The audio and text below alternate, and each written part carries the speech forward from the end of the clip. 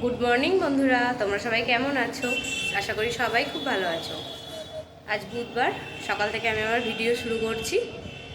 আমার স্নান করে পুজো দেওয়া হয়ে গিয়েছে, জামা কাপড়গুলোও মিলে দিলাম এখন ছাদে। এবার গিয়ে রান্না করব। ভিডিও দেখতে থাকো।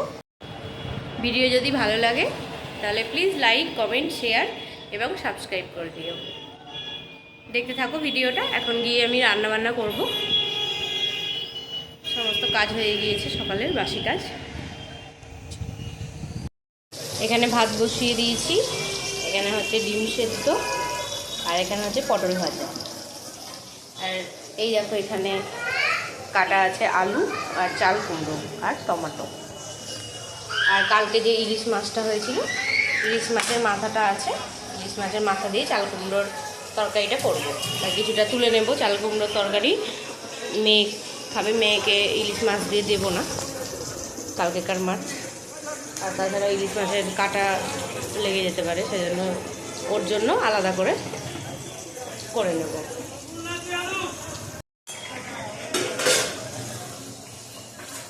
পটলটা আমার ভাজা হয়ে গিয়েছে, তুলে নেব।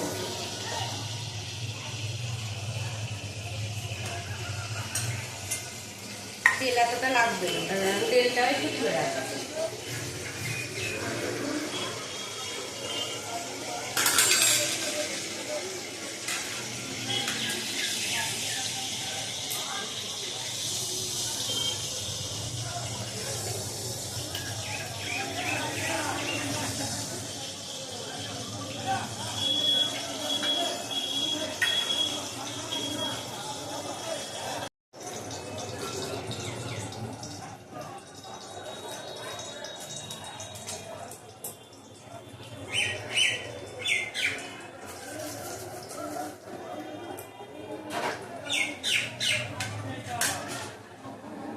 শুকনো লঙ্কা জিরেটা দিয়ে দিলাম। এবার আলু আর চাল কুমড়োটা দিয়ে দেবো।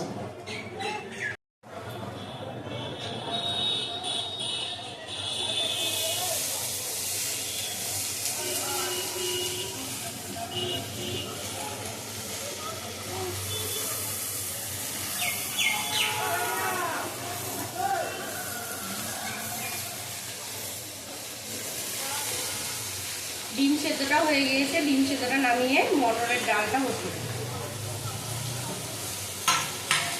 মটরের ডালটা ধুয়ে রেখেছি আগে। ডিম সেদ্ধটা নামিয়ে মটরের ডালটা বসিয়ে দেবো।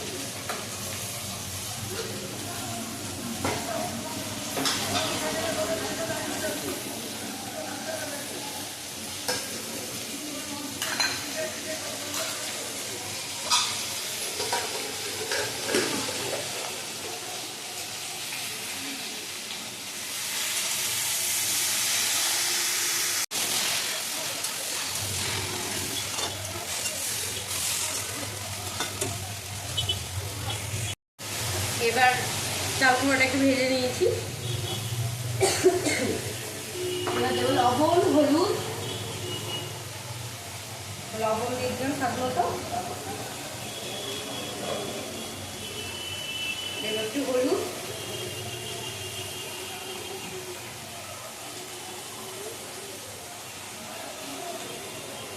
আদা বাটা দেবো,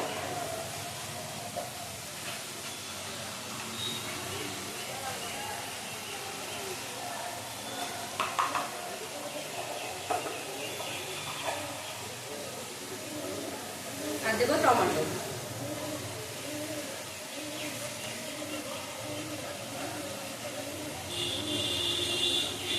এবার একটু কষিয়ে ঢাকা দিয়ে দেবো।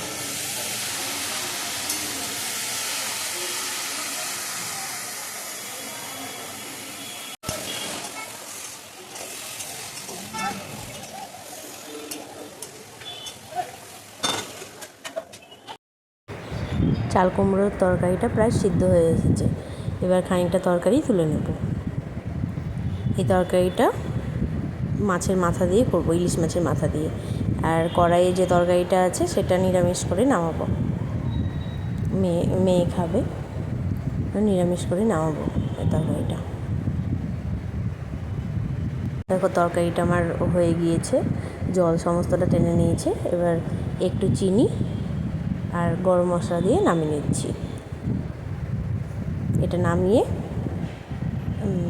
ইলিশ মাছটা ভাজবো। ইলিশ মাছটা ভেজে তরকারিটা দিয়ে দেবো। যে তরকারিটা বাটিতে তুলে রাখলাম সেটা। এদিকে আমার ভাতও হয়ে গিয়েছে আর ব্রাউন রাইসটা হয়ে গিয়েছে। গ্যাসটা অফ করে দিয়েছি।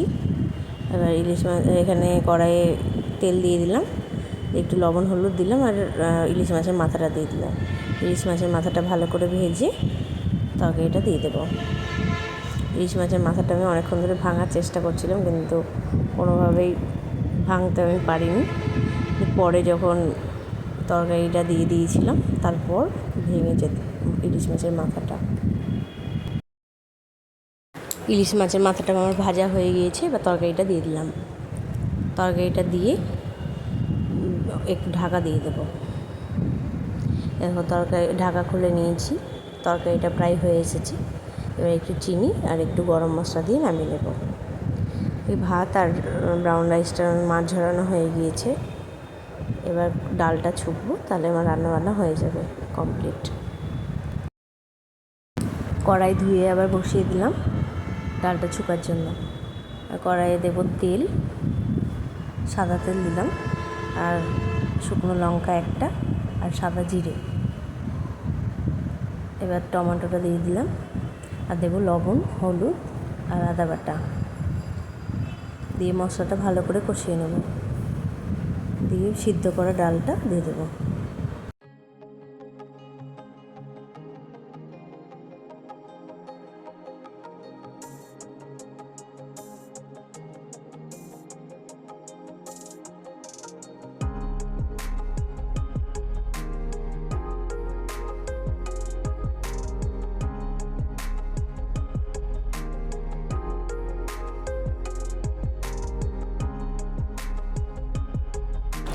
ডালটা আমার হয়ে এসেছে। এবার গরম মশলা দিয়ে নামিয়ে নেব। আমার রান্না বান্না হয়ে গিয়েছে। এখানে আছে ভাত, এখানে আছে ব্রাউন রাইস আর একটা ডিম সেদ্ধ আছে মেয়েরটা, ওর বাবা খেয়ে নিয়েছে। আর এখানে আছে মটরের ডাল, এখানে আছে ইলিশ মাছের মাথা দিয়ে চাল কুমড়োর তরকারি। আর এইটা ইলিশ মাছ দিইনি, আগেই তুলেছি এটা। আর হচ্ছে পটল ভাজা।